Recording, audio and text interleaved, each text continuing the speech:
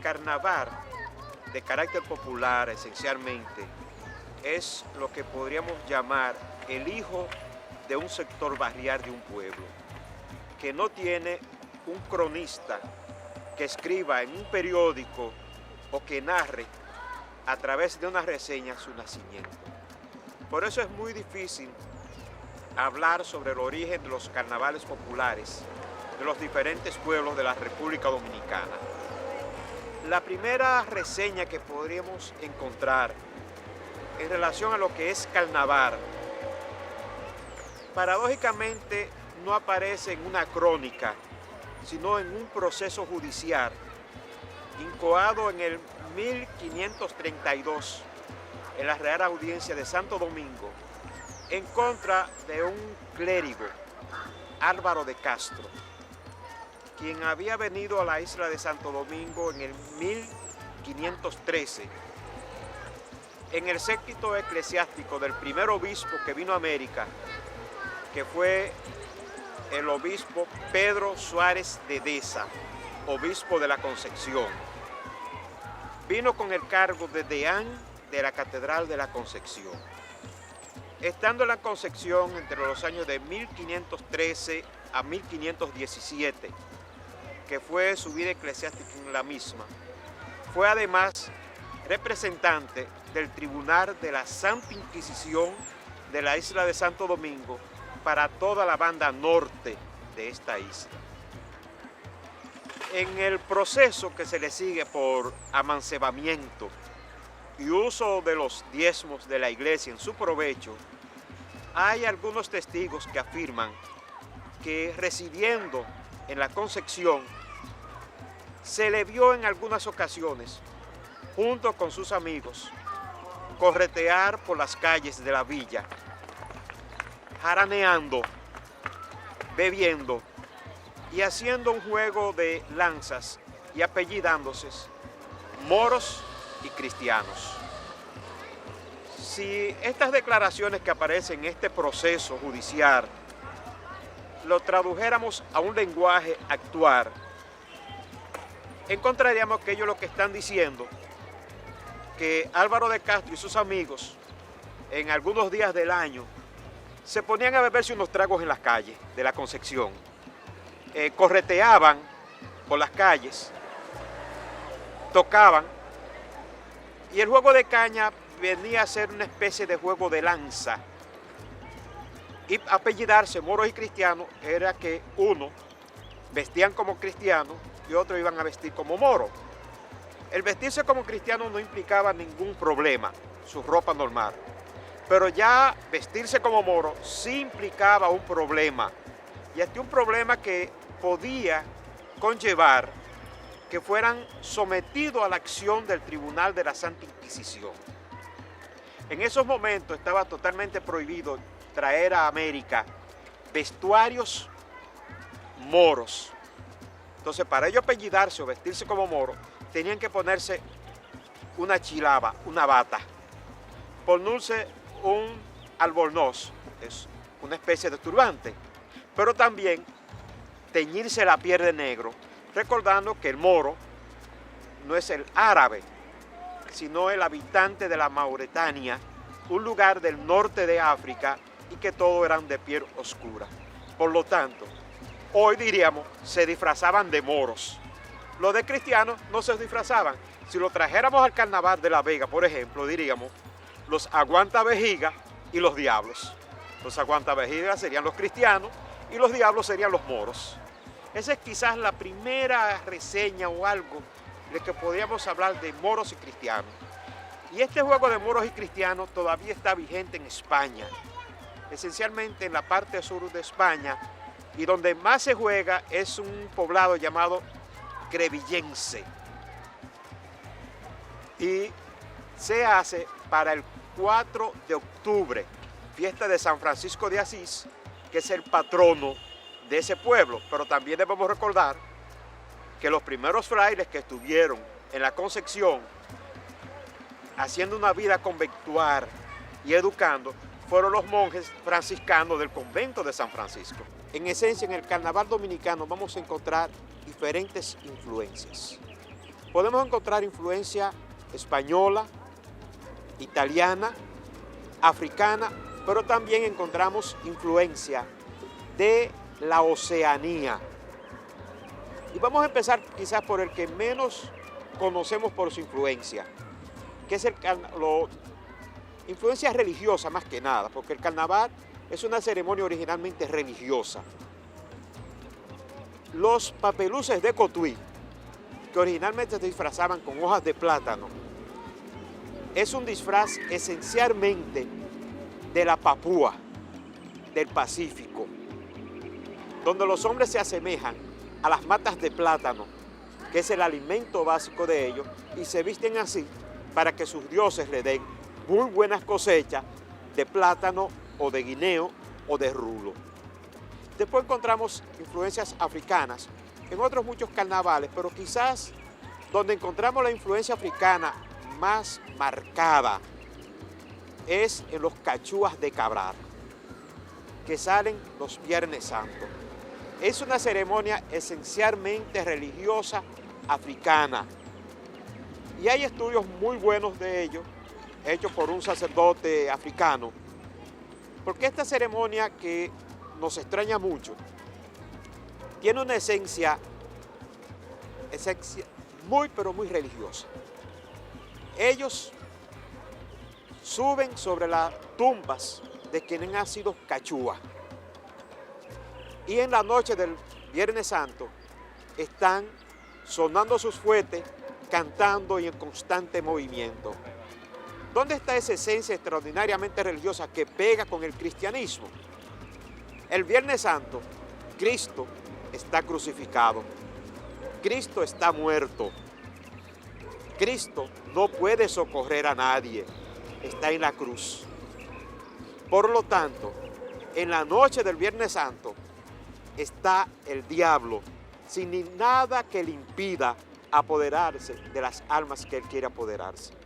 Por eso estos cachúas en esa noche están defendiendo el arma de sus compañeros que están enterrados para que el diablo no se apropie de ellas. Por eso es que amanecen, porque ya con la luz del día, con la luz del Dios bueno, el espíritu de las tinieblas, el espíritu del mal, se aleja y lo deja tranquilo. En La Vega la mayor influencia es italiana, primordialmente del norte de Italia. Esto debido esencialmente a lo siguiente. En la época del Renacimiento, en Italia, y San Francisco fue muy adepto a esto, se le quería representar al pueblo los elementos religiosos de una forma que los pueblos los conocieran, principalmente la parte que no tenía conocimientos. Entonces, ¿qué mejor forma que significárselo en la calle? El pecado debe ser castigado y el pecado es hecho por la carne, esencialmente. Entonces la iglesia lo que hace es que, como quien castiga el pecado es el diablo, el martes de Antruejo y el miércoles de Carnestolenda vestía personas que representaran el diablo, que iban por las calles de las aldeas golpeando a las personas con una tira hecha o correa de cuero de chivo, macho cabrío, que es el diablo en Europa esencialmente, y golpea a las personas por la calle. Ahí viene el golpeteo de las vejigas en el Carnaval de La Vega, que es el único prácticamente en el continente americano. Y golpea esencialmente o con más fuerza a las mujeres embarazadas, porque ellas están enseñando el fruto del pecado del hombre y la mujer. Y por eso que golpearla más, porque ella hizo que un hombre pecara y ella pecó. Eso es martes y el miércoles. Y el miércoles de Carnestolenda, que nosotros llamamos miércoles de ceniza, con el toque de la oración, que es un toque lento, triste, porque se van los árboles del día, viene la oscuridad, el dominio de las tinieblas se va a apoderar. Estas personas disfrazadas llegaban hasta la puerta mayor de la iglesia. Se quitaban el disfraz, la máscara, el cinto, lo dejaban en la puerta, el sacerdote salía, le daba fuego a esos despojos, repicaban y las personas se acercaban a la iglesia porque había triunfado el bien sobre el mal. Se habían quemado los despojos del diablo y parte de esa ceniza era utilizada para hacer la cruz sobre los feligreses con aquella recordación de que polvo fuiste, polvo eres y polvo será. Y esa tradición de romper los disfraces, de quemarlo, se mantuvo mucho tiempo en La Vega con que romper el disfraz del diablo cojuelo, el último día con el toque de la oración. Encontramos esas influencias españolas esencialmente y hay que recordar que esa gran influencia italiana que tiene nuestro carnaval es debido a que también vinieron personas españolas que habían vivido en Italia y que tenían trato con los italianos. Tenemos que recordar que Cristóbal Colón era italiano. A finales del siglo XIX, el carnaval de La Vega recibe influencia muy marcada de Cuba, de Oriente de Cuba, que empiezan a traer a sus comparsas y personajes del carnaval de Oriente. Y ahí entran esas comparsas y elementos muy típicos de ese carnaval cubano, como es el caso del baile de la culebra, que se bailó durante mucho tiempo, que era el baile de la culebra de San Blas o San Juan, que es una representación también religiosa de que el diablo en forma de culebra se apodera de un negro y el mago, el hechicero africano, lo quiere ensalmar, lo rodean con lanzas para impedir que salga la culebra y si sale matarla, y que aquí un sacerdote lo transforma y en vez de ser un africano hechicero, es un misionero que con una cruz y un evangelio insta al diablo de que abandone el cuerpo de esta persona y que éste entre al reino de Dios. Y así entran muchísimas comparsas. El mismo caso de nuestro gran Kiko, el hombre del muñeco. Encontramos representaciones de ese tipo en los principios del siglo XX en Santiago de Cuba, que todavía se mantienen vigentes en Santiago de Cuba este tipo de personajes en su carnaval.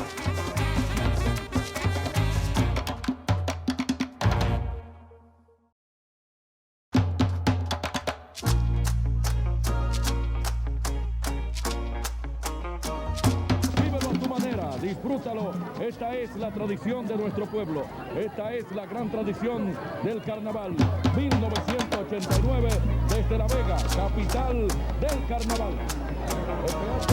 El carnaval de La Vega encontramos que tiene muchas etapas. Por ejemplo, hay otra etapa muy curiosa, a principios del siglo XX, cuando surge una sociedad creada específicamente para fiestas de carnaval, Sociedad El Acero, presidida por un italiano, el ingeniero Alfredo Scaroina, quien hizo aquí el mercado, que hizo un teatro en Aruba, donde el profesor Juan Bosch fue el encargado de trabajar en el techado de ese teatro.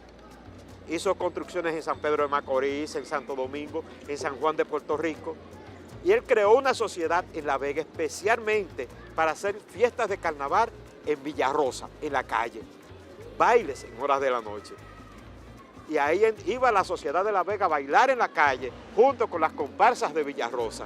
Estamos hablando de los años de 1909, 1913, 1914. Después el carnaval decae un poco, pero vuelve y surge con fuerza tras el derrocamiento de Trujillo, porque durante la época de Trujillo los diablos y todos los que se disfrazaban eran perseguidos porque se sobreentendía que detrás de la máscara podían haber personas que no eran adeptas al régimen. En La Vega fueron perseguidos, pero siempre salían disfrazados. Durante la época de Trujillo fue muy perseguido el carnaval en todo el país. Pero en La Vega hay un elemento muy curioso, es que se mantuvo. Muchos salían disfrazados, corrían 2 y 3 esquinas, se metían en una casa, se quitaban el disfraz y salían por el patio. La policía sabía que esa persona era disfrazada, pero tácitamente lo apoyaba. Uno de esos grandes diablos nuestros, uno de nuestros grandes diablos, Pitágoras Lora, fue de esos que entraba y salía y se le escapaba a los policías que sabían que Pitágoras estaba disfrazado. Y Pitágoras también introdujo una innovación, porque siempre se está buscando innovaciones. La capa era a medio muslo, no era larga, por una razón de tradición heredada de Europa.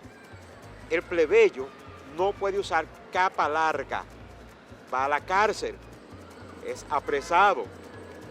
Pitágoras se le antojó que vea una película del zorro, uno de esos personajes pintorescos del estado de California, y se le antoja que su capa debe ser como la del zorro, larga. Y así la capa del Diablo Cojuelo de la Vega, que era la capa del hombre plebeyo a medio muslo, bajó hasta el tobillo y se hizo la capa del noble. Y hay una de las grandes variantes en el traje del carnaval vegano.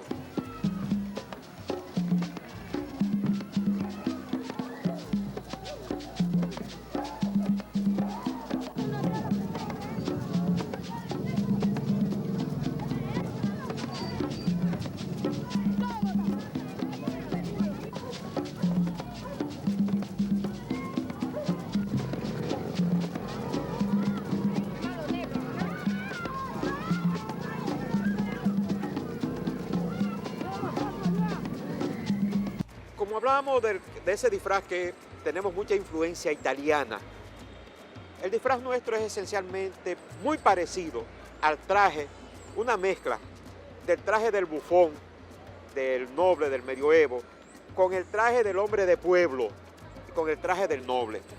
Y así encontramos un pantalón que llega hasta el tobillo, pero ajustado y terminado en puntas.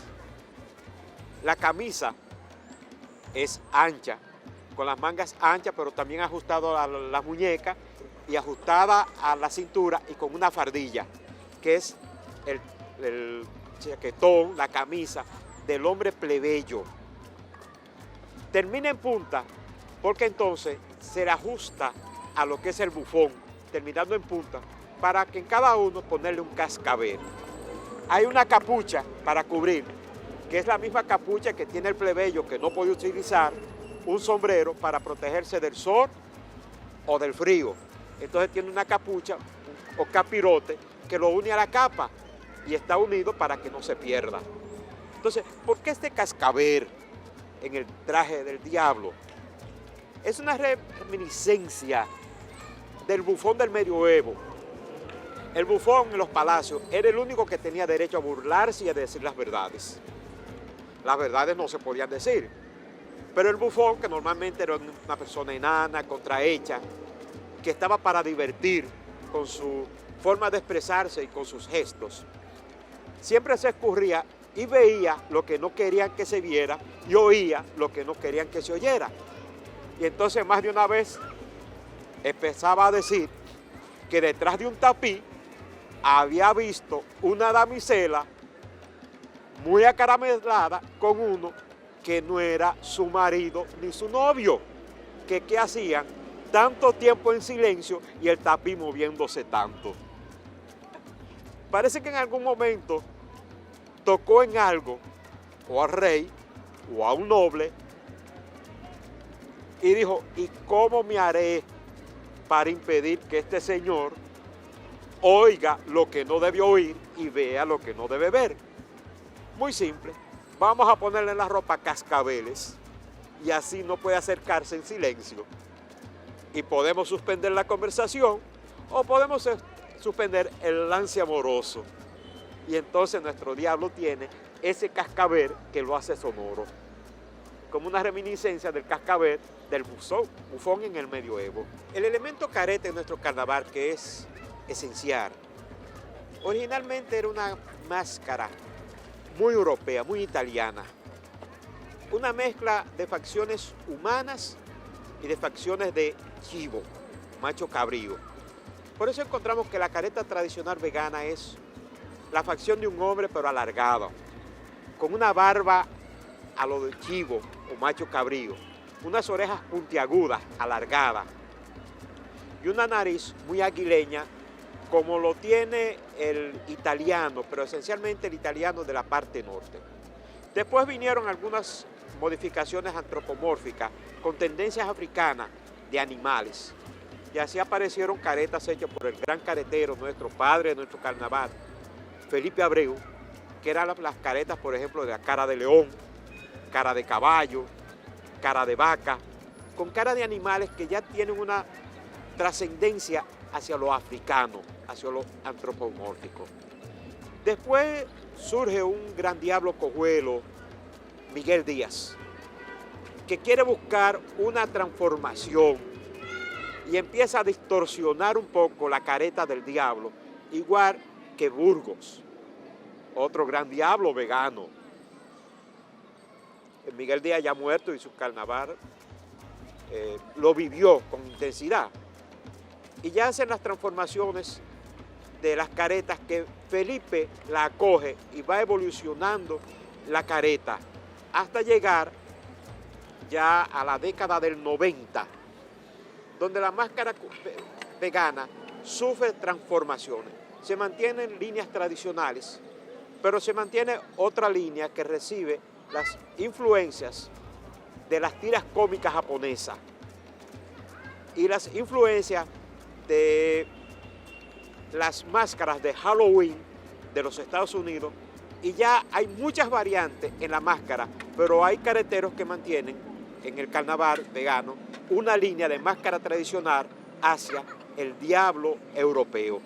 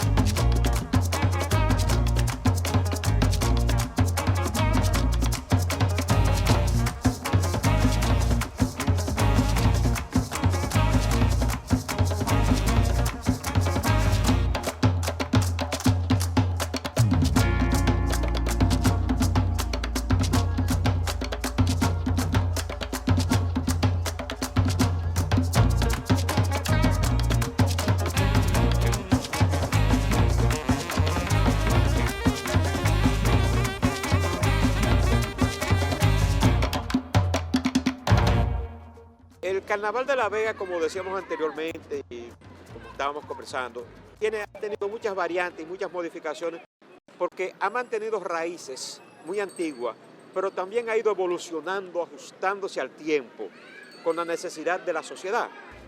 Conocimos un carnaval alrededor del Parque Duarte, un carnaval en un área estrecha donde participaba una parte del pueblo de La Vega, los sectores barriales, mientras que había un sector, el sector del casino, como le llamaban, de la sociedad, que participaba pero muy tímidamente y esencialmente lo que hacía era que lo veía desde los balcones del Casino Central.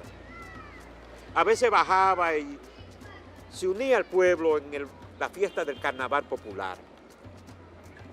Después ese grupo del casino fue bajando y se introdujo en el Carnaval Popular.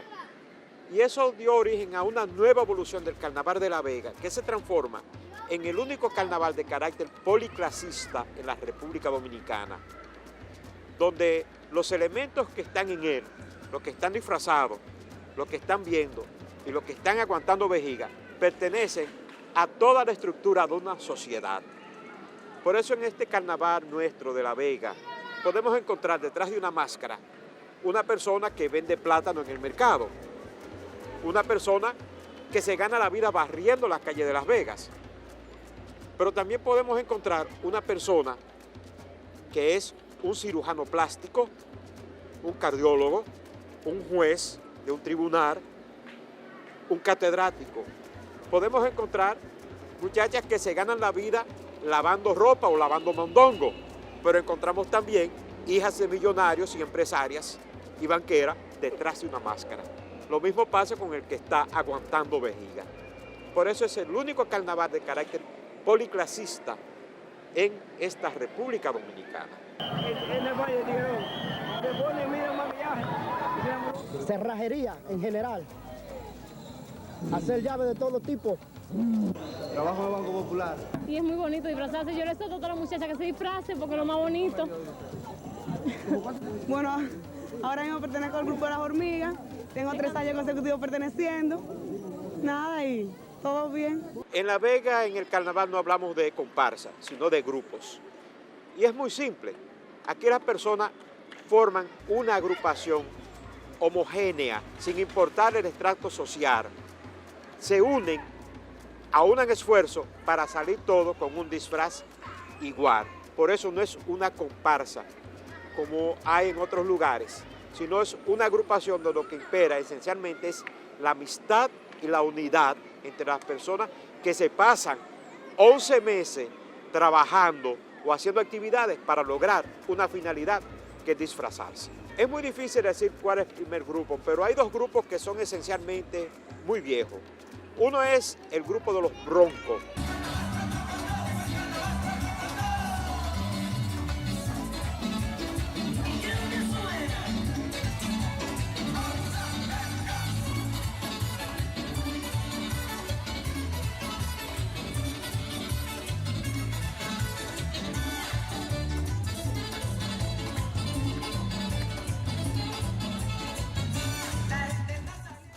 Que su nombre le fue aplicado por el pueblo, por aquellos luchadores llamados los Broncos, que salían con mucho ímpetu desde el camerino, atacando a los otros luchadores. Y el otro es el grupo de los Chihuas, que ya para 1979 estaba conformado y salía, y que presidía o estaba muy integrado por personas que vivían en Santo Domingo y personas que vivían en La Vega, veganos esencialmente. El concepto religioso tradicional nos dice que desde el centro de la tierra, desde los antros, desde la caverna, desde la cueva, salen los espíritus del mar a hacer daño. Y como en La Vega lo que tenemos son diablos cojuelos, obligatoriamente tienen que salir del centro de la tierra desde una cueva. Pero estas no son cuevas de hacer daño, sino de causar alegría. El carnaval de La Vega va avanzando. Cada día se le agregan elementos nuevos, pero además de agregarle elementos nuevos, se va integrando otras comunidades. Y la visualización mía del Carnaval de La Vega es que va a seguir en aumento, pero va a seguir en aumento no tan solo en La Vega, sino que va aumentando sus ramificaciones al ir dando pie a que otros pueblos vayan teniendo carnaval, apoyándose en que La Vega tiene un carnaval para todos los dominicanos.